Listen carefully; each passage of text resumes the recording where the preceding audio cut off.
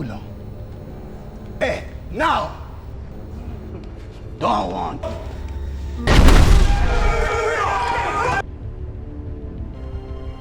Who is that? We want 5 million. What do you know, a greedy pirate? We want our money now!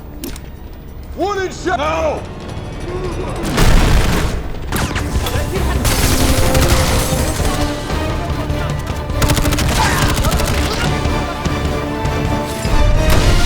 I swear I can't! Hostages go. On the left. Why did you take the 2? You should take the 2 on the right. Nobody's Bullets. You want the money? What's that? Keep dreaming. I don't see any knives. I ain't a pirate. Don't. Hey. Gunner, last chance. Let him go.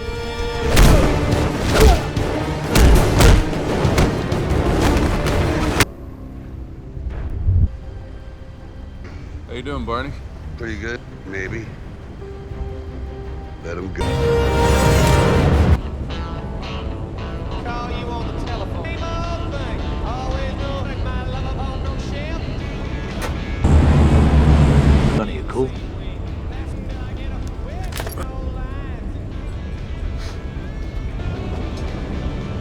Yeah. The left.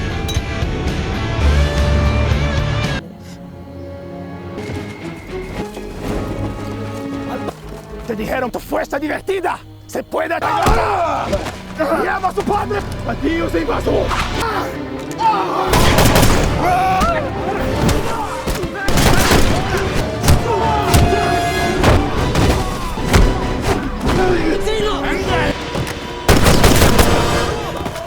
You're welcome. Han sido sacados en el palacio por los americanos. Yes, I do. Yeah.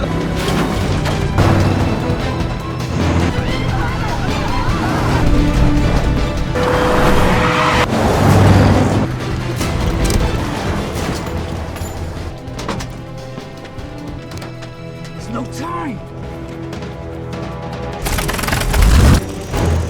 Nervous.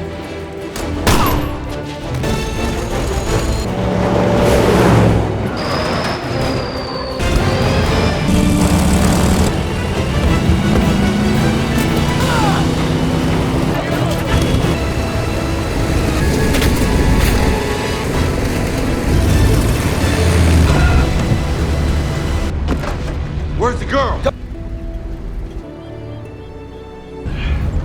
Fine, baby.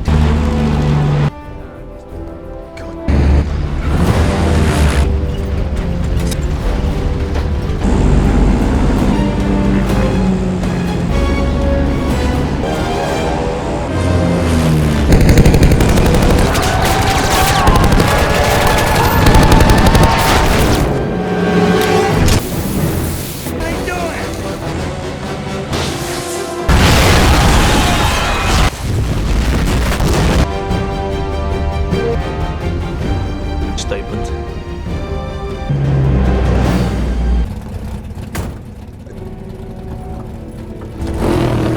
Cockroach.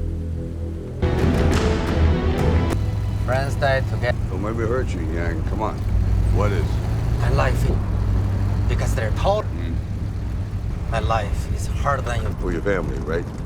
The Expendables tells the story of an elite mercenary team, led by the stoic Barney Ross, who take on what seems like a routine mission to overthrow a ruthless dictator on a small South American island. But when their reconnaissance mission goes south, they uncover a deeper conspiracy involving a rogue CIA agent and a powerful drug lord, forcing them to choose between their paychecks and saving innocent lives.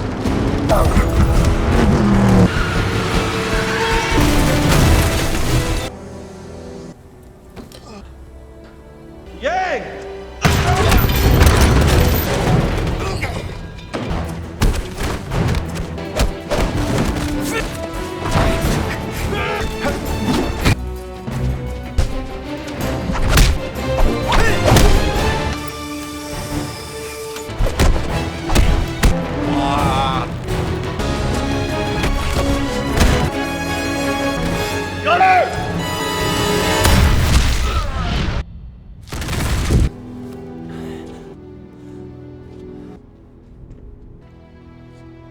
that you were gonna kill him. Who sent you? Don't go out a total ass. You got it. Who's...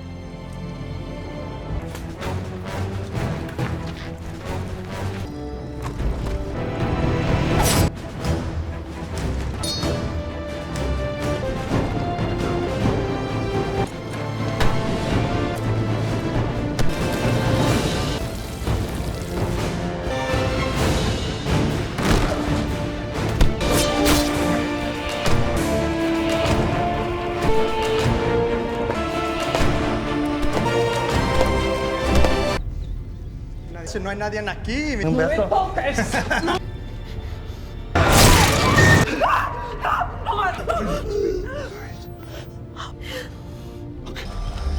Time's up. 10 minutes.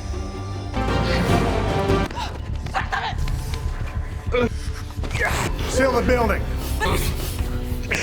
How are you doing, sir? You know, you keep conscious. Did he? You're real tough. How many men you... And I'll catch the break. You understand me? Who's sick?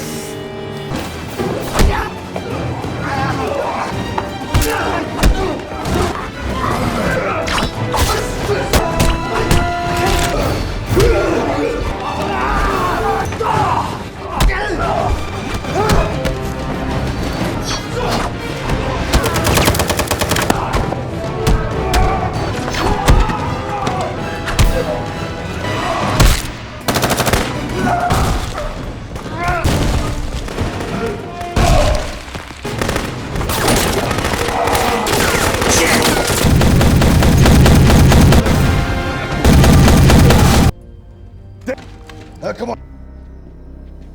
That has happened, you bring. Take it all and go. You're a puppet in a hat. Tú eres lo que yo vi. Stinks. I know. Chopper's ready in 5 minutes. Perdóname. Said we're dead with an axe. This American.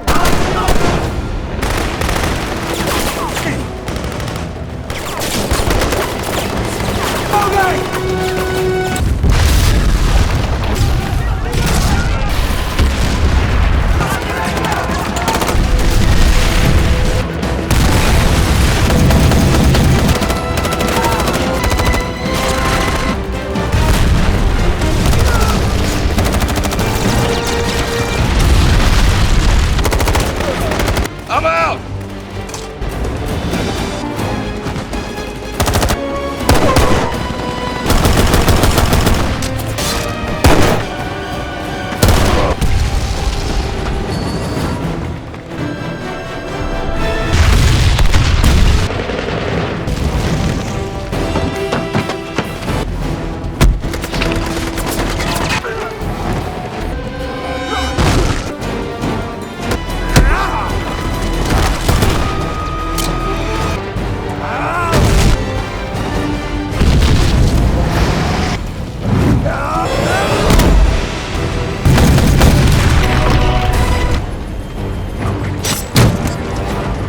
Roll as high as you can!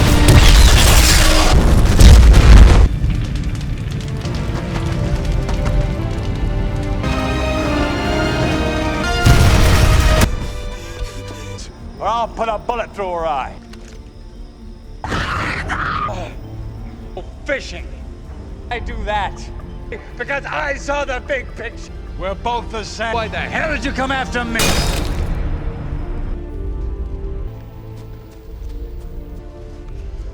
Beginning of sunset. Second account number, Milo Soviet. Always be ready. You take care.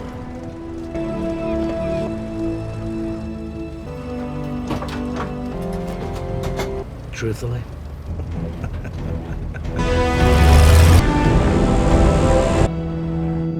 Hey guys, today we're diving head first into a testosterone-fueled blast from the past, a movie that gathered every action star you could possibly think of from the 80s and 90s, threw them into a blender with an insane amount of explosions, and served up a cinematic experience that's just pure, unadulterated fun. We're talking about the Expendables from 2010. Get ready for an hour and a half of relentless action, a symphony of gunfire, and more muscle than a bodybuilding convention. If you like this sneak peek, hit the like button and subscribe. It's the best way to support the channel and let me know you want more.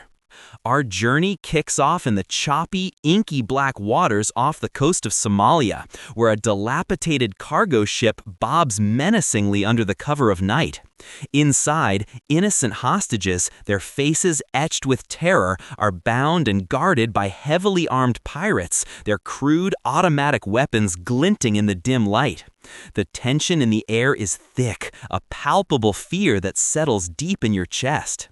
Suddenly, from the dark, a low hum begins, growing louder, and then a sleek black boat, a custom-built stealth machine, slices through the waves with a determined wake.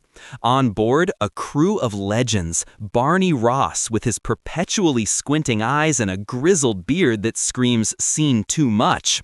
Lee Christmas, whose lightning-fast knife skills are as sharp as his wit.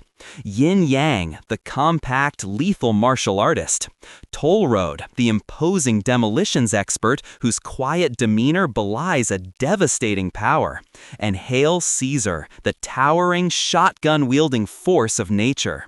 And then there's Gunnar Jensen, a hulking mass of unstable aggression, his eyes already flickering with an unsettling intensity. The team makes their approach, stealthily scaling the rust-covered hull of the ship. The silence is broken only by the rhythmic slap of waves against metal and the faint creak of the ship's structure. Barney, ever the leader, moves with an almost supernatural quietness, his every step calculated. Christmas, with a flick of his wrist, expertly dispatches a lookout with a silent, precise knife throw, the sickening thwip of the blade finding its mark muffled by the sea breeze. The body crumples with a soft thud, barely a ripple in the night. Inside, the chaos erupts. The first guard they encounter goes down with a brutal efficiency, a blur of motion and a choked gasp. It's like watching a well-oiled machine, each man knowing his role instinctively. Toll Road, with a grunt, breaches a door with a small, expertly placed explosive charge. A controlled thump, and the door splinters, revealing a startled group of pirates. Caesar unleashes a torrent of lead from his custom-made AA-12 shotgun, the thunderous blam, blam, blam, echoing through the narrow corridors, tearing through wooden crates and unfortunate hostiles with equal ease. The pirates, initially taken by surprise, quickly rally, their AK-47s spitting fire. Bullets ping off metal bulkheads and shatter against glass. Barney, cool under pressure, weaves through the gunfire, his twin pistols barking with a disciplined rhythm, each shot finding its mark with a precision that's almost artistic. Yin Yang is a whirlwind of limbs, a blur of kicks and punches, his movements too fast for the eye to track. He's like a human tornado, leaving a trail of disoriented, groaning pirates in his wake. Meanwhile, Christmas is a master of close-quarters combat, his knives flashing, a grim ballet of blood and steel. He moves with a fluid grace, parrying, stabbing, and disarming with a terrifying speed. The scene escalates dramatically when Gunnar, his mental state clearly deteriorating, starts to go off script. Instead of simply neutralizing threats, he begins to sadistically torture a pirate, holding him at gunpoint and almost executing him even after the immediate danger has passed. Barney, witnessing this disturbing display, has to intervene, his voice a low growl of warning. Gunnar's eyes, however, are wild, a chilling preview of the instability simmering beneath his tough exterior. This isn't just about the mission anymore, it's about managing the walking time bomb in their own ranks. The rescue itself is a whirlwind of controlled violence, the hostages quickly secured, their relief palpable as they're ushered to safety. As they extract, the ship itself becomes a canvas for toll roads' pyrotechnic artistry. A series of expertly timed explosions ripple through the vessel, the boom of each blast shaking the very air, followed by the roar of flames and thick plumes of smoke rising into the night sky, a fiery testament to their efficiency. The entire sequence is a masterclass in controlled chaos, a high-octane introduction to a team that operates on the razor's edge. It's exhilarating, a little bit terrifying, and absolutely captivating. You can practically smell the gunpowder and the salty sea air. Back in New Orleans, the team's home base is a tattoo parlor, of all places, run by Toole, a grizzled former mercenary with a penchant for philosophical musings and an arm that's practically a work of art. The contrasting setting, the quiet hum of tattoo machines against the backdrop of their violent profession is a nice touch. It gives a momentary reprieve from the relentless action, allowing for some character beats. We see Lee Christmas, always a bit of a romantic despite his deadly profession, dealing with his girlfriend, Lacey. Their relationship is rocky to say the least. She's frustrated by his secretive lifestyle, his constant disappearances, and the clear emotional distance he maintains. He tries to explain, but how do you explain blowing things up for a living? It's a classic action movie dilemma, the hero with a complicated personal life that just can't quite fit the mold of normalcy. The scene at Lacey's apartment is surprisingly raw, a moment of vulnerability for a character who otherwise seems almost invincible. Meanwhile, Barney and Gunner have their own, much more aggressive conflict brewing. Gunner's erratic behavior on the ship wasn't an isolated incident. He's becoming a liability, reckless and unpredictable. Their confrontation culminates in a brutal, albeit brief, fistfight. The thud of punches connecting, the grunt of effort, the strained silence. It's a visceral display of raw power and deep-seated tension. Barney, in his firm, no-nonsense way, lets Gunner go, effectively kicking him out of the team. It's a tough call, but one Barney knows he has to make for the safety of the others. Gunner, however, doesn't take it well, his parting shot a bitter promise of revenge that hangs heavy in the air. This leads us to a pivotal meeting in a dark, ominous church, a place of supposed solace now imbued with a sense of clandestine intrigue. Barney, alone, meets with a shadowy figure known only as Church, played by a certain well-known action star who might have a few other iconic roles under his belt. This scene, if you know your action movie history, is legendary. It's a brief but electrifying encounter, as Church offers Barney a mission: assassinate a ruthless dictator, General Garza, on the fictional island of Villena. The pay is astronomical, but the risks are even higher. It's a classic setup for a mercenary film, and the gravitas of the actors involved makes the simple conversation feel incredibly important. The entire exchange is short, sharp, and leaves you with a palpable sense of foreboding. Barney decides to take Christmas with him for an initial reconnaissance mission to Villena. The journey to the island is depicted with sweeping shots of the rugged, untamed landscape, hinting at the dangers that lie beneath its beautiful facade. They arrive disguised as nature photographers, an amusing cover for two men who look like they could bench press a small car.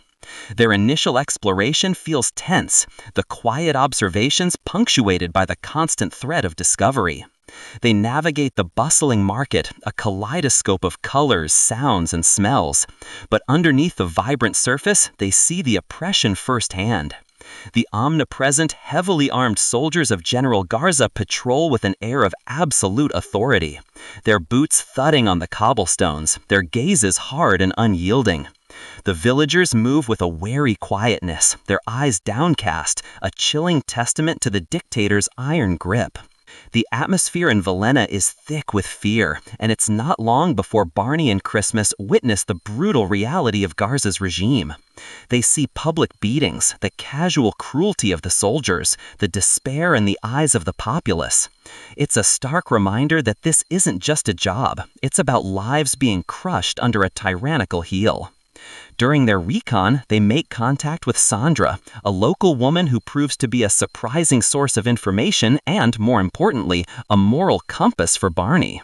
She's brave, defiant, and deeply committed to her people. Their cover is eventually blown, leading to a frantic, explosive escape.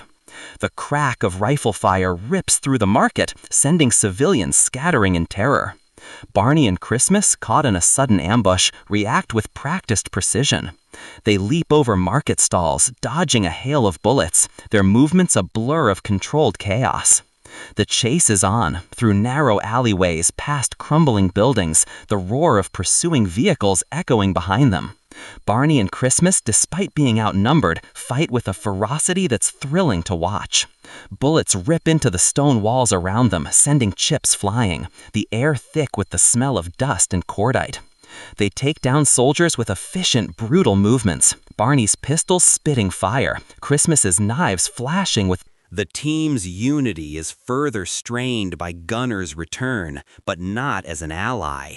He's now working for James Monroe, the rogue CIA operative who's the true power behind Garza, and Monroe's enforcer, Payne, a truly intimidating brute. Gunner's betrayal leads to a brutal confrontation with Yin Yang, a clash of styles that's both elegant and vicious. Yin Yang, with his agile martial arts, dances around Gunner's brute force, the whiz of his kicks and the smack of his open hand strikes contrasting with Gunner's powerful but slower blows. The fight is intense, filled with the grunts of exertion and the sharp crack of bone against bone, a personal betrayal made physical. Yin Yang, despite his smaller stature, holds his own, his speed and precision allowing him to outmaneuver his much larger opponent. It's a beautifully choreographed sequence that shows off the diverse fighting styles within the team. The tension is palpable as a team member fights another, the stakes incredibly high. Amidst this turmoil, Toole, the team's philosophical anchor, shares a poignant monologue with Barney. He reflects on his past, on the choices he's made, and the lasting scars of violence. His words are quiet, almost a whisper, but carry immense weight, his voice rough with years of experience and regret. He talks about a woman he let die, a choice that still haunts him. It's a moment of surprising depth in a film primarily focused on explosions, a quiet ping of introspection amidst the usual bang and crash. He recounts how he saved her, then let her go, only for her to die in a way he could have prevented. It's a powerful and somber reflection on the nature of their work, the lines they draw, and the consequences when those lines blur. This monologue provides a crucial emotional anchor, reminding us that these aren't just action figures, they're men with histories, regrets, and a complicated moral code. He shows Barney the detailed tattoo on his arm, explaining its significance, tying his past choices to his present identity. It's a rare moment of stillness and quiet contemplation that resonates long after the bullets start flying again. This conversation serves to solidify Barney's resolve, his decision to go back for Sandra. Barney, now fully committed to rescuing Sandra and taking down Monroe, has another crucial meeting, this time with a different legend, Trench Mauser, played by yet another iconic action hero. This diner scene is another historical moment for action movie fans, a brief but powerful exchange between two titans of the genre. Trench, initially skeptical, eventually agrees to help, offering resources and a subtle nod of respect that speaks volumes. It's an almost passing of the torch moment, as the old guard acknowledges the new, or, well, the slightly less old guard. The quiet hum of the diner's refrigerator, the clinking of cutlery, all provide a backdrop to this weighty conversation, emphasizing its clandestine nature. It feels less like a chat and more like a pivotal alliance being forged. With new resolve and backup, the Expendables prepare for their final audacious assault on Villena.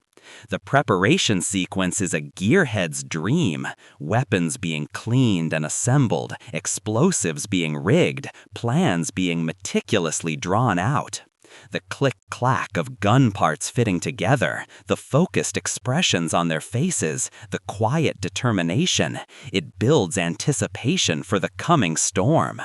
They meticulously plan their infiltration, a complex ballet of timing, stealth, and overwhelming force. Their objective is clear: rescue Sandra, eliminate Garza, and neutralize Monroe and Payne. The team, now a united front, approaches Valena under the cloak of night, their custom planes swooping low over the moonlit waves. They execute a daring night dive, slipping silently into the water, the only sound the muffled splash as each man enters the dark expanse. They emerge from the sea like vengeful spirits, their silhouettes stark against the faint glow of the distant village. The infiltration begins with surgical precision. Toll Road plants strategic charges, the quiet thunk of the magnetic explosives being attached to critical infrastructure. Yin Yang, a shadow in the night, dispatches sentries with silent, efficient martial arts, his movements almost too fast to follow. The initial wave of attacks is a masterclass in stealth and surprise, each mercenary moving with practiced grace and deadly intent. The air is tense, the silence pregnant with the promise of impending chaos. And then the chaos erupts. The first explosion booms in the distance, a loud, concussive force that shatters the night's quiet. It's the signal, and the Expendables unleash hell. The air is instantly filled with the cacophony of war, the rhythmic rat-a-tat-tat of machine guns, the sharper crack of rifle fire, the guttural screams of soldiers taken by surprise. Caesar's shotgun roars, a deep, resonant blam, blam, blam that tears through multiple targets at once, the sheer force of the blasts throwing bodies backward like rag dolls. Toll Road, a behemoth, crashes through doors, his powerful fists delivering concussive blows, the crunch of bone a sickening sound amidst the gunfire. He's a wrecking ball, clearing paths with brutal efficiency. Barney and Christmas, working in perfect synchronicity, navigate the escalating firefight like dancers of death.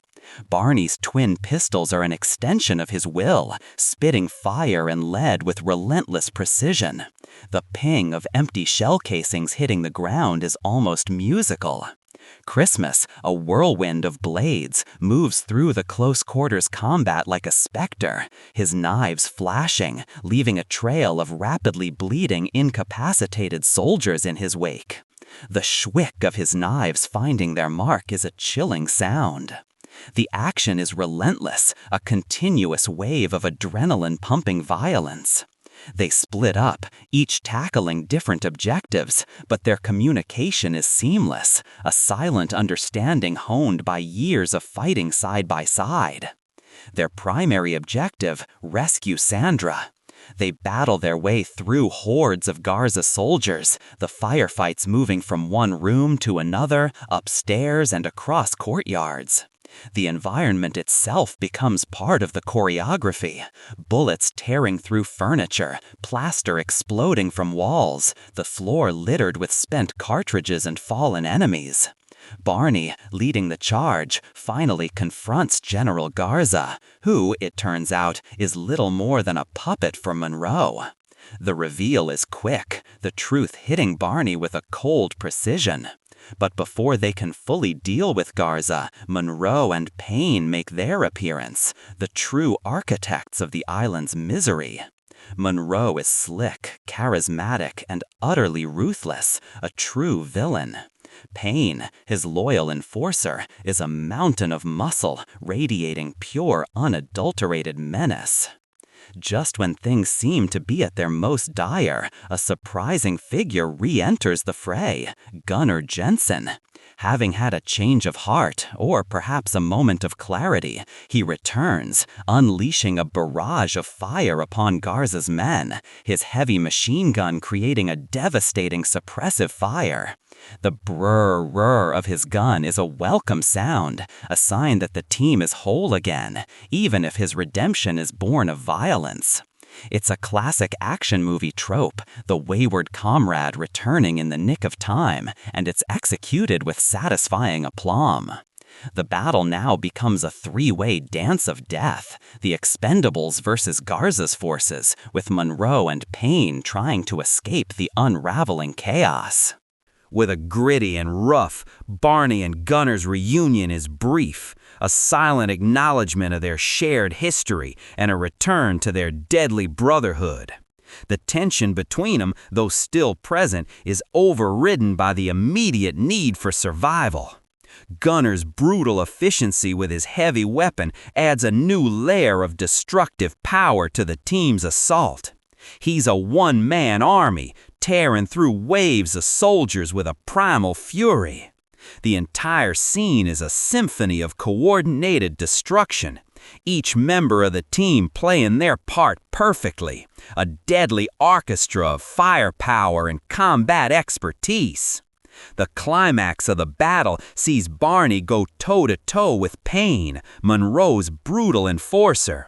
Their fight is a raw, bone-jarring spectacle of hand-to-hand combat, a clash of two seasoned warriors. The thud of their punches landing, the grunts of effort, the strained silence punctuated by heavy breathing, it's a brutal dance. Barney, despite his age, moves with surprising agility and power, delivering heavy blows. Payne, a force of nature, absorbs punishment and dishes it out with relentless aggression. The environment around him is pulverized, furniture splintering, walls cracking from the impact of their bodies. Just when Barney seems to be losing the upper hand, Lee Christmas, ever the loyal second, intervenes, his lightning-fast knives creating an opening. He takes over the fight with Payne, a dazzling display of precision and speed against raw power. Christmas's fluid movements, his surgical strikes, are a stark contrast to Payne's blunt force. The shwick of his blades and the hiss of Payne's enraged breath fill the air. The fight culminates in a satisfyingly brutal end for Payne, showcasing Christmas's deadly efficiency. Meanwhile, Monroe, the architect of all this misery, attempts to escape in a sleek black vehicle. Barney, ever resourceful, gives chase.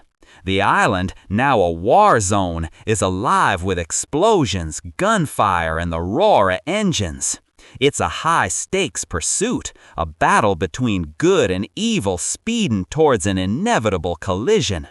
General Garza, seeing his regime crumble around him and realizing he's been nothing but a pawn, tries to make a desperate move. He's quickly dispatched by Monroe, a chilling act that reveals Monroe's true colors as a cold-blooded killer who eliminates anyone who becomes a liability. This moment underscores the depth of Monroe's villainy, reminding us that he is the true antagonist, more dangerous than any dictator. The final confrontation unfolds on a crumbling pier, illuminated by the orange glow of a setting sun and the flickering flames of the burning island. Monroe, cornered, becomes desperate, threatening Sandra's life. Barney, facing the ultimate moral dilemma, has to choose between his personal vendetta and saving an innocent. This is where the emotional core of the film truly shines through the explosions. The air is thick with tension, the silence broken only by the lapping of waves against the pier and the strained breathing of the characters. But the Expendables are a team of problem solvers, and they have a plan. Toll Road, with a mischievous grin, reveals a complex network of explosives he's rigged throughout the pier, set to detonate the entire structure. The click, click, click of the timer on the detonator is a menacing countdown. The ultimate weapon, of course, is their plane, a flying fortress of death. The aircraft, piloted by Gunner, comes in low, guns blazing, the brr-rr-rrt of its machine guns tearing through the pier, sending splinters and debris flying. The plane becomes a character in itself, a symbol of their relentless pursuit of justice. The pier crumbles under the sustained assault, planks exploding, debris showering down. Monroe, desperate and out of options, is finally confronted directly by Barney and Christmas. The final moments are a blur of close-quarters combat, leading to a satisfyingly explosive conclusion for Monroe. The pier erupts in a massive kaboom, sending a geyser of water and debris into the sky. A fitting end for a villain who reveled in destruction. The sound of the explosion is deafening, leaving a ringing in your ears, a powerful release of all the pent-up tension. The team, having completed their mission, escape with Sandra, their faces grim but triumphant. The moral weight of their actions, the lives they've saved, settles around them. In the aftermath, Sandra is left behind on the now free island, her people liberated, a new future ahead of them. Barney, having grown to care for her, makes sure she is safe and provides her with resources for the island's rebuilding. His farewell a quiet, almost tender moment. It's a subtle acknowledgement that even hardened mercenaries can have hearts. The team then returned to New Orleans, their mission accomplished, their bond forged even stronger through fire and blood. The mood is lighter now, a sense of relief and camaraderie replacing the earlier tension. The very final scene brings us back to Lee Christmas and Lacey. He confronts her at a bowling alley, not with explanations or apologies, but with a direct action that speaks louder than words. He bowls a perfect strike, then uses the pins to take out his abusive new boyfriend and his friends in a gloriously over-the-top, almost comical display of violence. The crash of bowling pins, the thud of bodies hitting the floor, the satisfied smirk on Christmas's face, it's a perfect blend of action, humor, and poetic justice. It's a deeply satisfying moment of vigilante justice, a perfect ending to a film that revels in explosive action and the unbridled satisfaction of seeing bad guys get their comeuppance. The scene is a perfect encapsulation of Christmas's character. He might not be great with words, but he certainly knows how to make a point and how to protect those he cares about, even if it means bending a few rules and possibly a few bones. The entire team is there, watching, a silent nod of approval passing between them. It's a celebration of their unique brand of justice, ending the film on a high note of camaraderie and chaotic triumph.